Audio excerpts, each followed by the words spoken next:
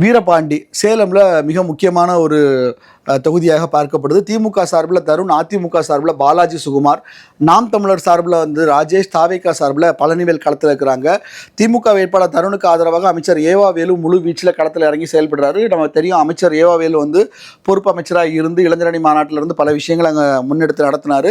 அந்த வகையில் பார்த்தீங்கன்னா திமுக சார்பில் தருணுக்காகவும் மிக கடுமையாக அவர் வேலை பார்க்குறாரு. இங்கே சிட்டிங் எம்எல்ஏவாக இருக்கக்கூடிய ராஜமுத்துவின் செயல்பாடுகள் அதிமுக மீது அதிருப்தி ஏற்படுத்தி இருக்குது. அதனாலவும் இந்த புதுமுகமாக இருக்கக்கூடிய பாலாஜி சுகுமாருக்கு களத்தில் அவங்க அந்த வேட்பாளரை மாற்றுறதுக்கான காரணமே அந்த அதிருப்தி தான் காரணம். அந்த அதிருப்திங்கிறது இங்கே அதிமுகவுக்கு ஒரு சின்ன மைனஸாக இருக்குது. அவங்களுக்கு வலுவாக இருக்கக்கூடிய வாக்கு வங்கி இருந்தாலுமே இந்த வாட்டி பார்த்தீங்க அப்படின்னா அங்கே திமுகவினுடைய செயல்பாடு அப்படிங்கிறது ஒரு ஸ்டெப் அகேடாக இருக்குது. இங்கே ஒரு கடுமையான போட்டி, வீரபாண்டி தொகுதியை பொறுத்த வரைக்கும் ஒரு கடுமையான போட்டி இருக்கும். இருந்தாலும் அந்த போட்டியினுடைய எட்ஜ் பார்த்தீங்க அப்படின்னா இப்போதைக்கு திமுக தரப்பில் ஒரு சில ஆயிரம் வாக்குகள் வித்தியாசத்தில் திமுகவுக்கு தான் இன்னைக்கு தேதிக்கு இருக்குது. இறுதி நேர விஷயங்கள்லாம் இருக்குது தேர்தலை பொறுத்த வரைக்கும். அதுவுமே இங்கே வெற்றி தோல்வியை தீர்மானிக்கக்கூடிய முக்கிய காரணியாக இருக்கும்.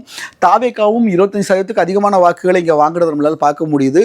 ஒருவேளை அது மேலும் அதிகரிக்கக்கூடிய பட்சத்தில் இங்கே இருக்கக்கூடிய ரெண்டு கட்சிகளில் அது யாருக்கு பெரிய பாதிப்பை ஏற்படுத்தும் அப்படிங்கிறதும் ஒரு பெரிய கேள்வியாக இருக்கிறதையும் நம்மளால் பார்க்க முடியுது.